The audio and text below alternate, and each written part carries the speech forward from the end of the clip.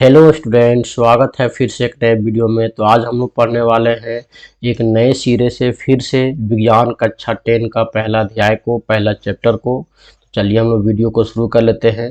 और हाँ स्टूडेंट, अगर आप हमारे चैनल पर पहली बार आए हैं तो चैनल को सब्सक्राइब जरूर कर लीजिएगा और बेल आइकन कॉल पे सेट करके रखिएगा ताकि आप लोगों को अच्छे से अच्छे नोट्स प्राप्त हो सके। तो चलिए हम लोग डायरेक्ट वीडियो में एंट्री करते हैं। देखिए स्टूडेंट, यहाँ पे चैप्टर का नाम है रासायनिक अभिक्रियाएं एवं समीकरण। तो सबसे पहले हम लोग समझते हैं रासायनिक अभिक्रिया कहते किसको हैं। तो रासायनिक अभिक्रिया पहले समझते हैं। रासायनिक अभिक्रिया, जब दो या दो से अधिक पदार्थ मिलकर नए गुण धर्म वाले पदार्थ का निर्माण करते हैं उसे रासायनिक अभिक्रिया कहते हैं। तो देखिए यहाँ पे बात समझिए पहले, एक तत्व या दो तत्व, जैसे मान कर चलिए एक पानी है, ठीक है, और एक चीनी है थोड़ा सा। तो पानी और चीनी को मिलाएंगे तो क्या बनेगा? शरबत बनेगा। और शरबत जो बनेगा वो क्या होगा? एक नया गुणधर्म वाला होगा। पानी का जो गुण है और चीनी का गुण है, दोनों मिक्स होकर के एक नया गुण धर्म वाला तत्व बनाएगा, ठीक है। तो इसी चीज को हम लोग क्या कहते हैं? रासायनिक अभिक्रिया कहते हैं। जैसे यहाँ पे लिखा हुआ है मैग्नीशियम प्लस ऑक्सीजन। चलिए यहाँ से हम लोग यहाँ पे हटा देते हैं। देखिए यहाँ पे क्या लिखा हुआ है? मैग्नीशियम, है ना। यहाँ पे मैग्नीशियम है, प्लस में ऑक्सीजन है। तो मैग्नीशियम और ऑक्सीजन को जब मिलाया गया वायु के संपर्क में तो हमारा मैग्नीशियम ऑक्साइड प्राप्त हुआ। आप फिगर में भी यहाँ पे देख सकते हैं, इस प्रकार से एक बर्नर लिया गया है। तो बर्नर की सहायता से हम लोग क्या किए हैं? एक चिमटा से पकड़ करके मैग्नीशियम ऑक्साइड, मैग्नीशियम को ऑक्सीजन की सहायता से क्या किए? जलाएं। और जलाने के बाद में जो है हम लोगों को मैग्नीशियम ऑक्साइड प्राप्त होता है, जिसको हम लोग क्या बोलते हैं?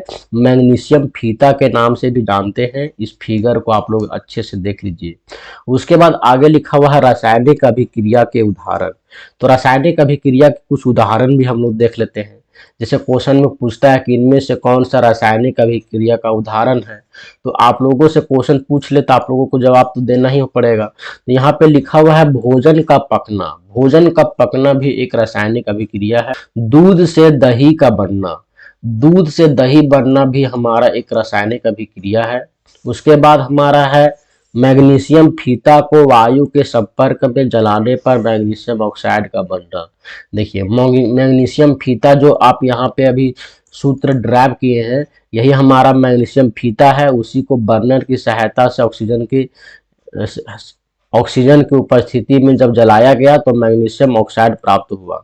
तो ये भी हमारा क्या है? रासायनिक अभिक्रिया है।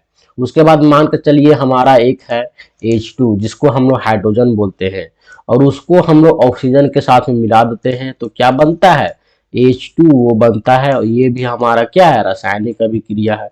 रासायनिक अभिक्रिया के फलस्वरूप ही हमारा जल प्राप्त होता है, जो सबसे इम्पोर्टेंट पदार्थ होता है इस धरती पर। जल के बिना जीवन ही नहीं है।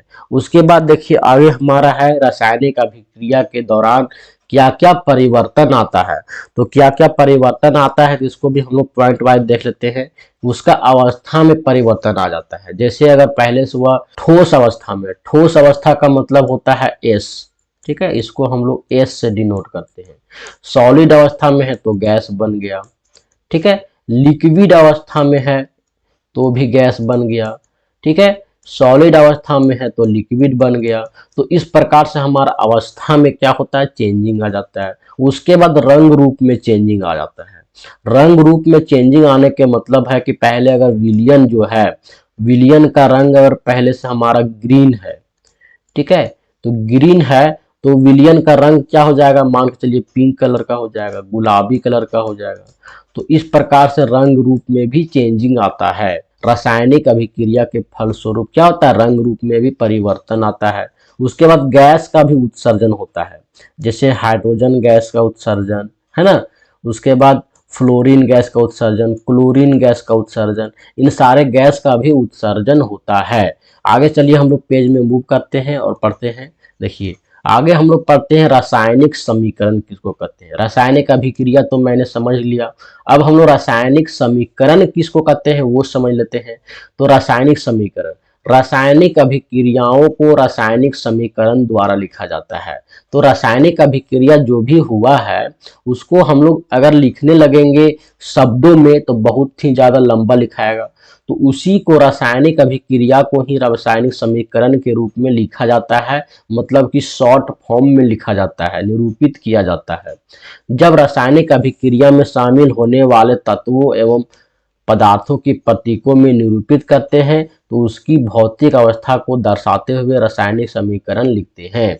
जैसे यहाँ पे लिखा हुआ है कि एक हाइड्रोजन का दो अणु प्लस में ऑक्सीजन, इन दोनों को मिलाते हैं तो हमारा H2O बनता है। ठीक है, तो हाइड्रोजन को शॉर्ट में हम लोग क्या करते हैं H के द्वारा निरूपित कर देते हैं, और ऑक्सीजन को हम लोग O के द्वारा निरूपित कर देते हैं, और इसको ही हम लोग लिखते हैं इस तरीके से जो लिखते हैं इसी को हम लोग रासायनिक समीकरण कहते हैं, प्रतीकों के रूप में लिखते हैं। ठीक है, और उसकी अवस्था को भी बताते हैं। जैसे यहाँ पे लिखा हुआ H2, H2 हमारा क्या था, गैस फॉर्म में था, है ना। H2 हमारा क्या था, गैस फॉर्म में था, और ऑक्सीजन भी हमारा गैस फॉर्म में था। लेकिन जब दोनों को मिलाया गया तो ये हमारा क्या बन गया, लिक्विड फॉर्म में बन गया। ठीक है, अब गैस और गैस को मिलाकर के क्या बन गया, लिक्विड बन गया। तो ये हमारा क्या हुआ, अवस्था में परिवर्तन तो हुआ ही, और ये रासायनिक समीकरण भी शॉर्ट में अच्छे से लिखा गया। अब हम लोग देखिए यहाँ पे कुछ उदाहरण ले लेते हैं। जैसे यहाँ लिखा हुआ है मैग्नीशियम और ऑक्सीजन को अभिक्रिया कराकर मैग्नीशियम ऑक्साइड के रूप में लिखना। जैसे मैग्नीशियम हमारा है, मैग्नीशियम फीता को बर्नर की सहायता से हम लोग क्या करते हैं, ऑक्सीजन की उपस्थिति में जब जलाते हैं तो मैग्नीशियम ऑक्साइड प्राप्त होता है। इसी को हम लोग इतना लंबा को क्या किए, छोटा रूप में लिखे हैं।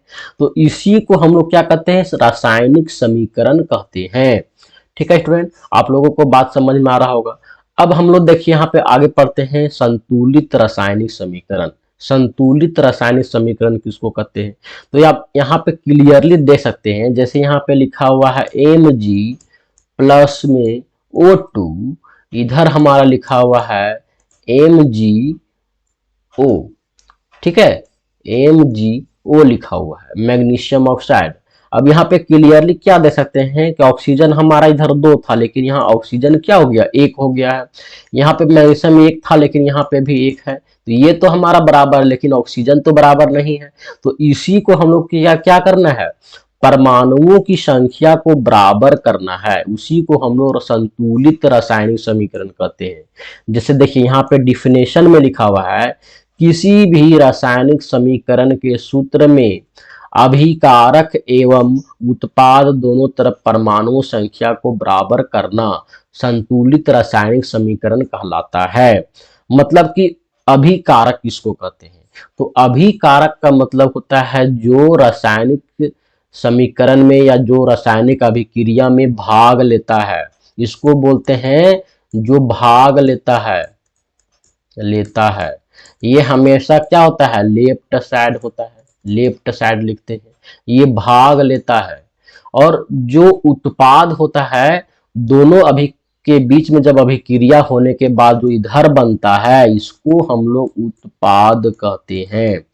ये क्वेश्चन भी बार बार पूछता है कि जो अभिकारक होता है, ये अभिकारक किसको कहते हैं और उत्पाद किसको कहते हैं। तो अभिकारक किसको कहते हैं स्टूडेंट, अभिकारक कहते हैं जो अभिक्रिया में भाग लेता है। ठीक है, और जो अभिक्रिया के फल स्वरूप बन जाता है उसको बोलते हैं उत्पाद।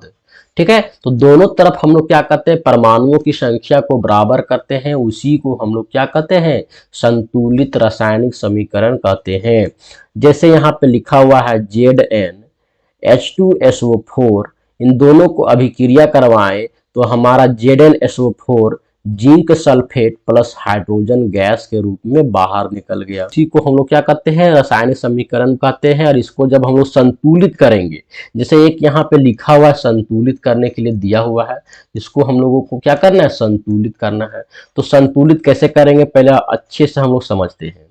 तो एक नया स्लाइड लेते हैं और यहाँ पे समझ लेते हैं। तो यहाँ पे आप लोग ध्यान से समझिए, देखिए यहाँ पे क्या लिखा हुआ है, Fe।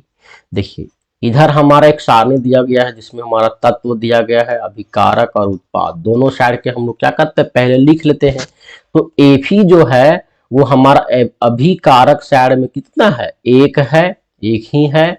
और उत्पाद साइड में हमारा कितना है, तो 3 है। यहाँ पे Fe3 लिखा हुआ है मतलब 3 है। तो इसके बाद हाइड्रोजन कितना दिया हुआ है, अभिकारक साइड में 2 दिया हुआ है, उत्पाद साइड में भी 2 दिया हुआ है। तो ये तो हमारा बैलेंस है। लेकिन ऑक्सीजन भी देखिए यहाँ पे 1 दिया हुआ है उत्पाद अभिकारक साइड में और उत्पाद साइड में 4 दिया हुआ है। तो ये अनबैलेंस है, ये अनबैलेंस है। तो उसको बैलेंस कैसे करेंगे, तो बैलेंस करने के लिए सबसे पहला कार्य हमारा होता है इस प्रकार से हम लोग क्या करेंगे, घेरा लगा लेंगे। ठीक है, घेरा लगा लेंगे। घेरा लगाने के बाद सबसे पहला तत्व हमारा जो है फेरस दिया हुआ है, मतलब कि आयरन दिया हुआ है। तो Fe इधर हमारा 1 है, इधर हमारा 3 है। तो इधर 3 करने के लिए क्या करते हैं, ब्रैकेट के बाहर हम 3 लिख देते हैं।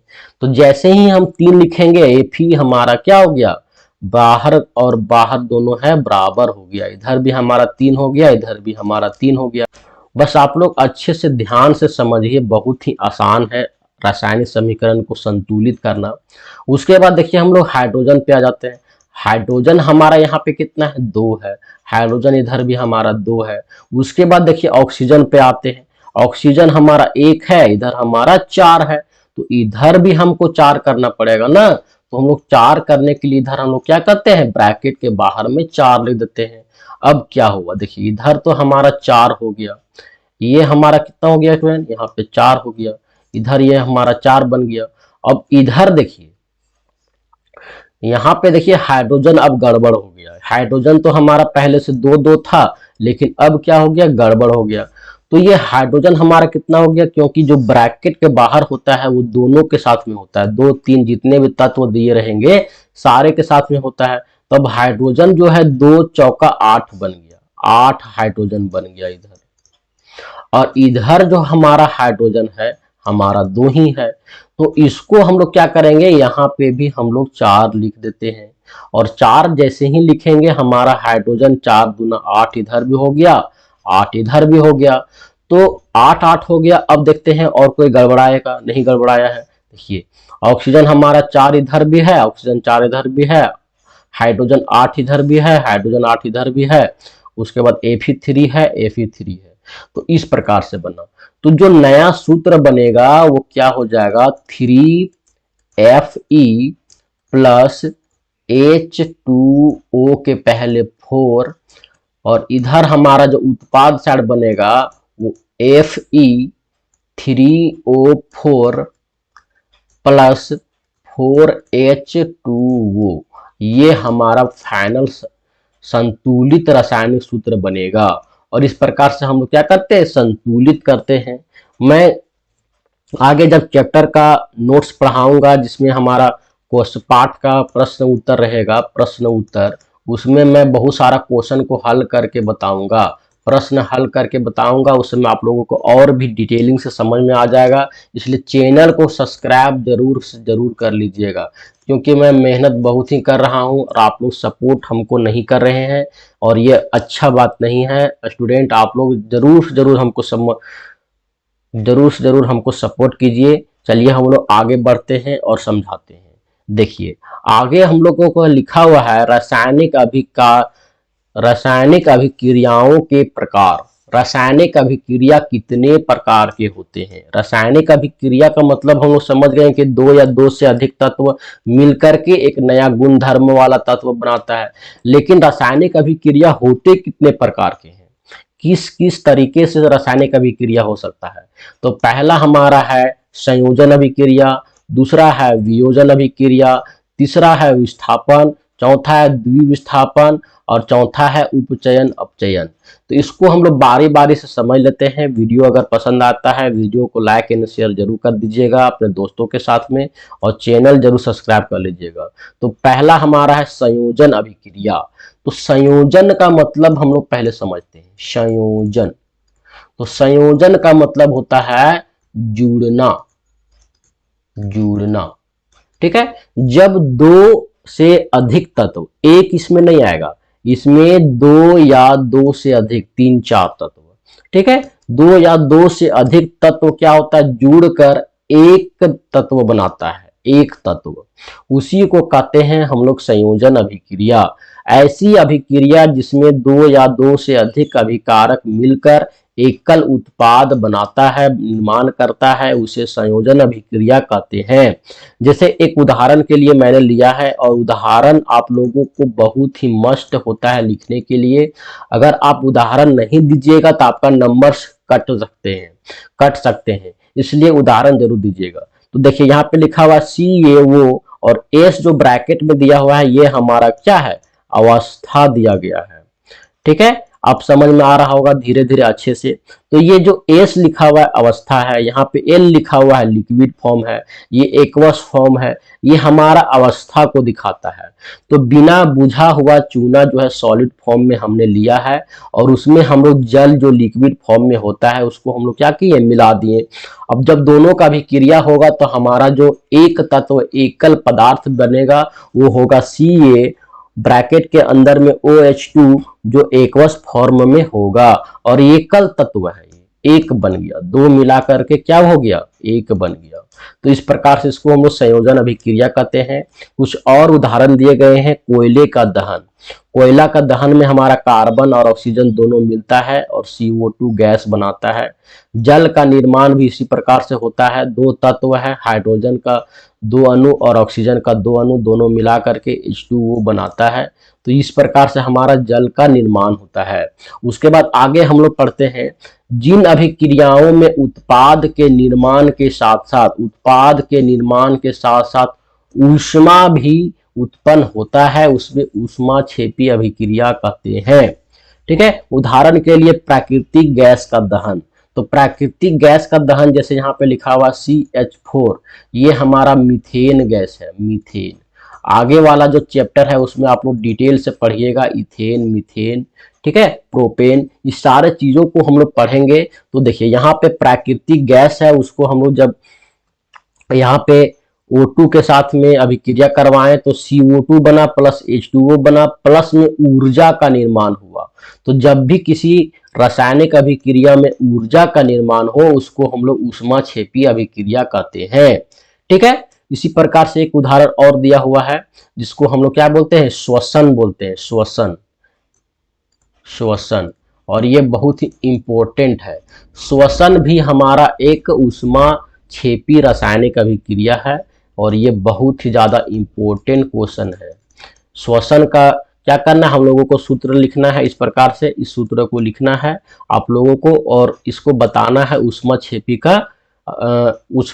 का उदाहरण में हमको इसको लिखना है। उसके बाद देखिए हम लोग दूसरा पढ़ते हैं, वियोजन। अब हम लोग समझते हैं वियोजन का मतलब क्या होता है। आप लोग शब्दों का मतलब अच्छे से जानिए, तभी आप लोगों से पढ़ाई अच्छे से हो पाएगा, और 10th के बाद का लाइफ आप लोग डिसाइड कर पाइएगा कि क्या हम लोगों को करना है।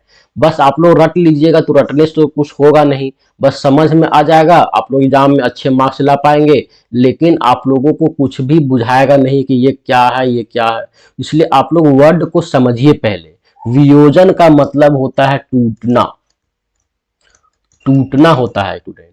तो जब दो तत्व, इसमें देखिए इसमें क्या होता है, जब एक तत्व दो तत्वों में टूट जाता है, जैसे यहाँ पे लिखा हुआ है, इस अभिक्रिया में एकल अभिकर्मक, अभिकर्मक का मतलब होता है अभिकारक, जो अभिक्रिया में भाग लेता है, टूटकर छोटे छोटे उत्पादों का निर्माण करता है, उत्पाद प्रदान करता है, इसे हम लोग वियोजन अभिक्रिया कहते हैं।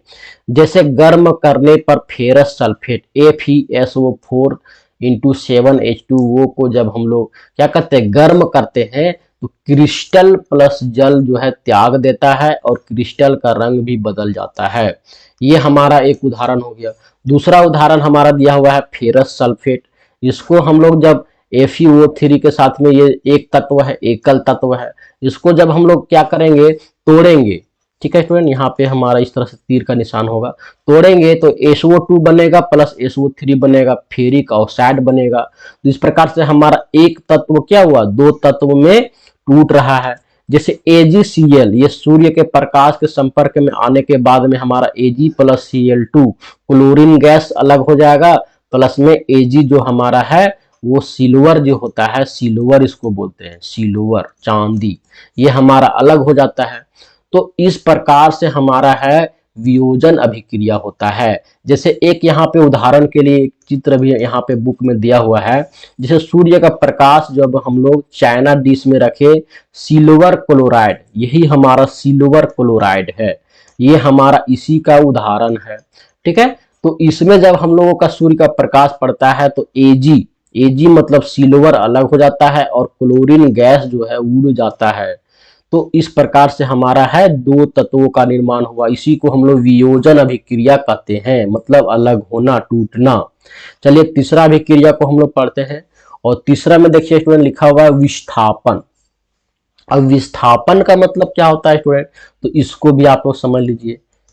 विस्थापन, तो विस्थापन का मतलब होता है जगह बदल लेना। ठीक है, बदलना मतलब वो तो हमेशा रहेगा। जैसे वो क्या है, मान के चलो अभी हम हजारीबाग में हैं, तो ये क्या हो जाएगा, हजारीबाग से रांची भी चला जाएगा। ठीक है, ये क्या होगा, जगह बदल रहा है। मैं आप लोगों को ये उदाहरण समझने के लिए दे रहा हूं। जैसे यहाँ पे एक उदाहरण दिया हुआ है, Fe जो सॉलिड फॉर्म में होता है उसको CuSO4 के एक्वस विलियन में जब डालते हैं, देखिए ये हमारा कील है, कांटी है, जो हमारा क्या है Fe होता है, सॉलिड फॉर्म में होता है, मतलब लोहा का बना होता है। इसको हम लोग एक्वस विलियन में डालते हैं तो क्या हो जाता है स्टूडेंट, देखिए एक्वस विलियन में जैसे ही डालें, ये हमारा जो कील का रंग है वो बदल करके क्या हो जाता है, भूरा हो जाता है। और विलियन का रंग जो पहले से जो अधिक ब्लू कलर में था वो हमारा सादा कलर में हो जाता है, मतलब कि ट्रांसपेरेंट अधिक हो जाता है। तो इस प्रकार से देखिए विलियन का रंग बदल गया और इधर हमारा जो विस्थापन होकर के जो विलियन का रंग जो था इसके ऊपर में चढ़ गया और भूरा कलर का हो गया, तो इसी को बोलते हैं विस्थापन। ठीक है, तो जो Fe था वो हमारा कहाँ चला गया, SO4 के साथ में अभिक्रिया करके FeSO4 ये हमारा एक नया विलियन बना दिया, फेरस सल्फेट, जिसको हम लोग आयरन सल्फेट भी बोल सकते हैं, आयरन। तो इसको हम लोग आयरन सल्फेट भी बोल सकते हैं, फेरस सल्फेट भी बोल सकते हैं। और जो Cu था, कॉपर, इसमें जो हमारा विलियन में जो कॉपर था वो हमारा क्या हो गया, वो रिमूव होकर के आगे चला गया, मतलब एक नया तत्व सॉलिड फॉर्म में बैठ गया तल्ली में, ये यहाँ पे तल्ली में बैठ जाएगा। ठीक है, इस प्रकार से। तो ये हमारा फिगर है और इसको भी बनाना एग्जाम में अगर आता है और फिगर को आप लोग बनाते हैं तो बहुत ही ज्यादा चांसेस है कि आप लोगों का 5 मार्क्स में 5 में 5 मिल जाए। बहुत ज्यादा चांसेस है कि 5 में 5 हमारा नंबर मिल जाए। इस प्रकार से देखिए एक और दिया हुआ है जिंक सल्फेट है। जिंक सल्फेट का विलियन में हम लोग जिंक को जब डालते हैं तो Zn जो है हमारा क्या होता है, Zn जो है SO4 के साथ में अभिक्रिया कर लेगा और Cu यहाँ से फिर से निकल जाएगा। अब स्टूडेंट देखिए इसमें भी हमारा एक नया मोड़ है, जैसे ये इसको ही क्यों रिमूव कर रहा है, अगर आप Cu को जैसे मान चलिए यहाँ पे Cu लिखा हुआ है और ZnSO4 के विलियन में डालेंगे तब हमारा CuSO4 बनना चाहिए, लेकिन ऐसा नहीं होता है। ये जब हम लोग अगला पार्ट पढ़ेंगे उसमें जो है अधिक सक्रिय धातु जो है कम सक्रिय धातु को क्या करता है, वहां से हटा देता है, यहाँ पे फाइट होता है। तो एक इस प्रकार से हम चार्ट देंगे जिसमें सबसे ऊपर में कैलियम, जिसको हम लोग पोटेशियम भी कहते हैं, पोटेशियम, ये हमारा सबसे अभिक्रियाशील धातु है। उसके बाद सोडियम होता है, Na जिसको बोलते हैं। तो इस प्रकार से एक चार्ट होता है, जो ऊपर में रहेगा वो अपना नीचे वाला को क्या करेगा, रिमूव कर देगा। इसको अगर हम उल्टा कर देते हैं तो इस प्रकार का संभव ही नहीं है।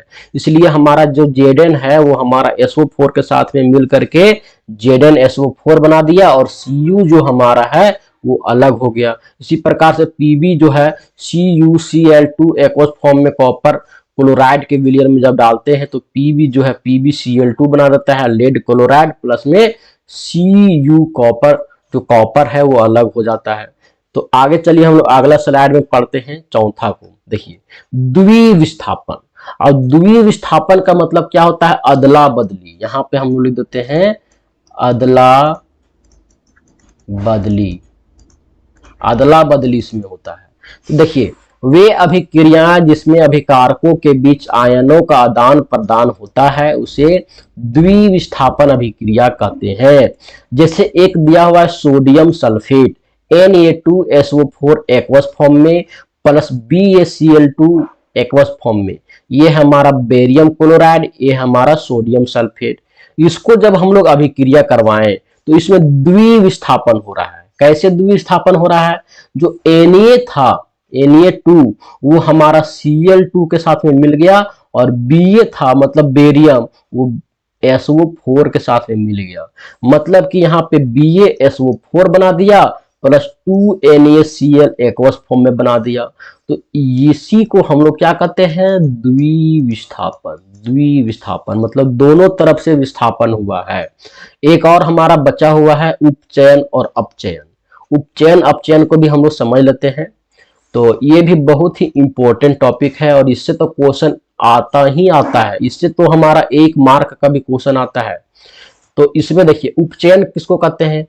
रासायनिक अभिक्रिया के समय जब किसी पदार्थ में ऑक्सीजन की वृद्धि होती है उसी को हम लोग क्या कहते हैं? उपचयन अभिक्रिया कहते हैं। उपचयन मतलब ऊपर जाना। किसका ऊपर जाना? ऊपर जाना ऑक्सीजन का बढ़ना, वृद्धि होना, उसी को हम लोग कहते हैं उपचयन।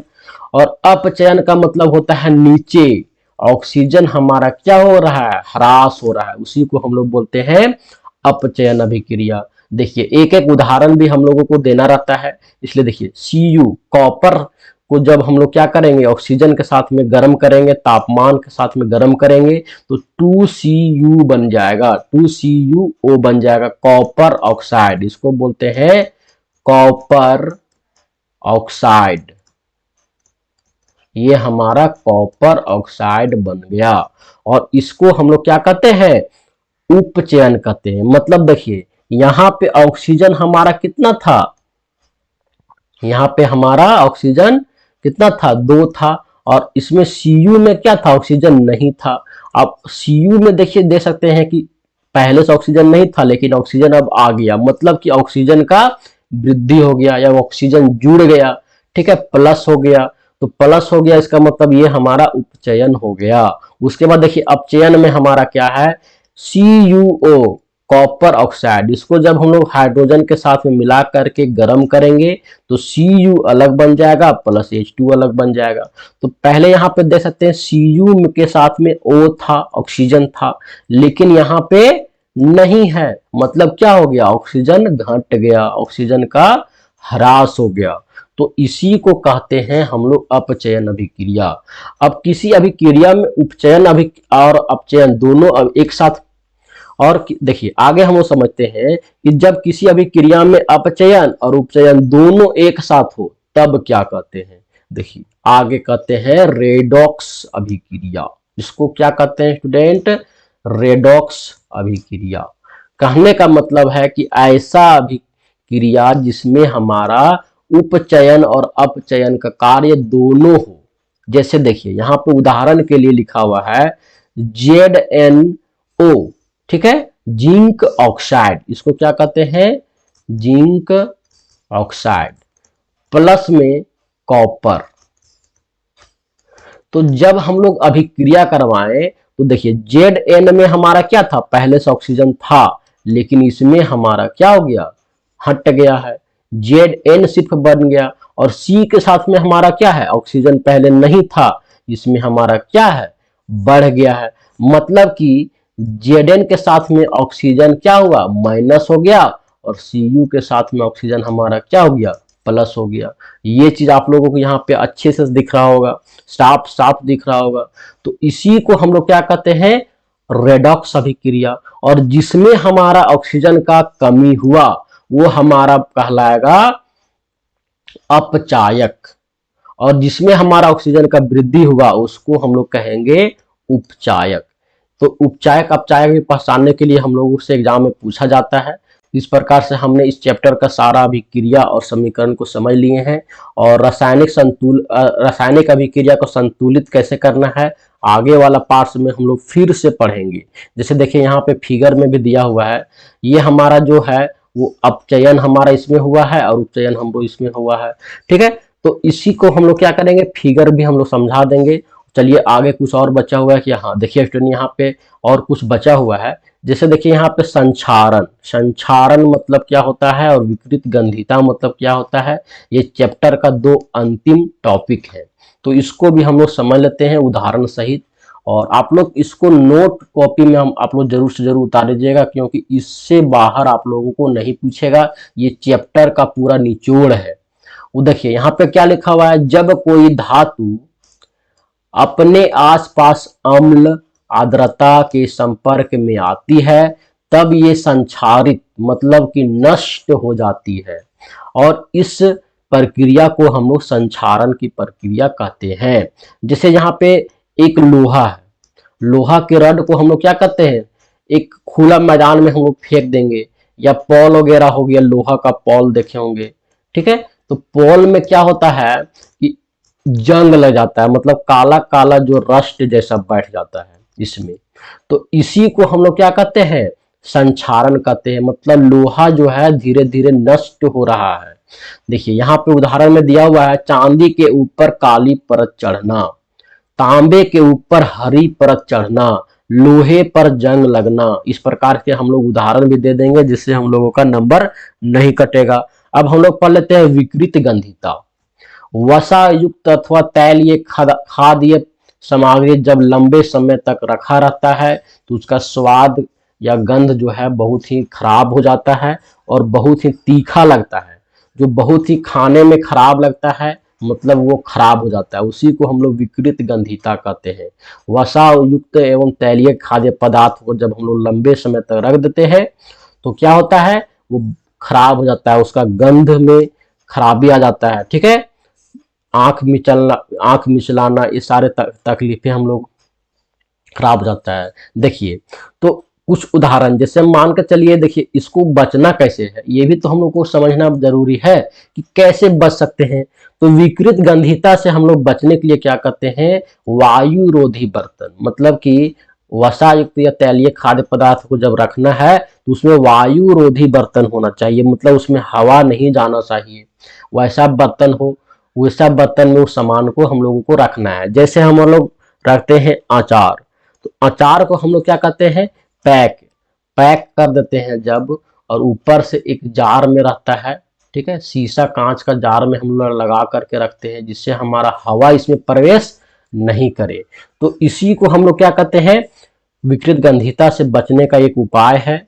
उसके बाद देखिए यहाँ पे चिप्स बनाने वाले चिप्स की थैली, तो आप लोग लेस कुरकुरे वगैरह खाए होंगे, उसमें क्या रहता है, फूला हुआ रहता है, पूरा फूला हुआ रहेगा, पूरा फूला हुआ रहेगा। तो ये क्या रहता है, इसमें हम लोगों को ऑक्सीजन को हटा करके नाइट्रोजन गैस भरा हुआ रहता है, मतलब कि ऑक्सीजन से संपर्क तोड़ दिया गया रहता है, जिससे हमारा क्या होगा, सामान या जो चिप्स का पैकेट है, हमारा कुरकुरे वगैरह खराब नहीं होता है। तो इसी प्रकार से हमारा इसको क्या कहते हैं, नाइट्रोजनीकरण भी कहते हैं। इस प्रक्रिया को हम लोग क्या कहते हैं स्टूडेंट, नाइट्रोजनीकरण कहते हैं। और ये हमारा 1 नंबर में पूछता है, इसलिए आप लोगों को मैं यहाँ बता दिया हूँ, 1 मार्क में ये पूछेगा। ठीक है, तो इस प्रकार से हमने चैप्टर पूरा खत्म कर दिया है। देखिए संक्षारण का भी कुछ उपाय होता है, जैसे हम लोग क्या कर सकते हैं, लोहे के ऊपर में ग्रीस लगा सकते हैं। लोहा का जो इसमें है हम लोग क्या कर सकते हैं, ग्रीस लगा सकते हैं, ग्रीस लगा सकते हैं। उसके बाद क्रोमियम का परत चढ़ा सकते हैं, क्रोमियम का परत चढ़ा सकते हैं। देखिए इसको हम लोग यहाँ पे मिटा देते हैं, क्रोमियम का परत चढ़ा सकते हैं। उसके बाद हम लोग क्या कर सकते हैं, जिंक का परत चढ़ा सकते हैं। उसके बाद देखिए क्रोमियम का परत चढ़ाना, ये हमारा किसमें किया जाता है, साइकिल में देखे होंगे। तो साइकिल का कुछ कुछ पार्ट्स होता है, जैसे हैंडल हो गया, पैडल हो गया, ये बहुत ही ज्यादा वाइट होता है। तो इसमें क्या होता है, क्रोमियम का परत चढ़ाया हुआ रहता है। उसके बाद देखिए इसमें यहाँ लिखा हुआ है जिंक का प्रस्त। तो जिंक का प्रस्त जब चढ़ाया जाता है तो उसको हम लोग जस्तीकरण कहते हैं, जस्तीकरण। इसको हम लोग क्या कहते हैं स्टूडेंट, जस्तीकरण कहते हैं। और इस प्रकार से हमारा चैप्टर खत्म होता है। तो आशा करता हूँ कि वीडियो आप लोगों को जरूर से जरूर पसंद आया होगा, और वीडियो पसंद आया तो वीडियो को लाइक एंड शेयर जरूर कर दीजिएगा अपने दोस्तों के साथ में। और आज के लिए इतना ही स्टूडेंट, धन्यवाद।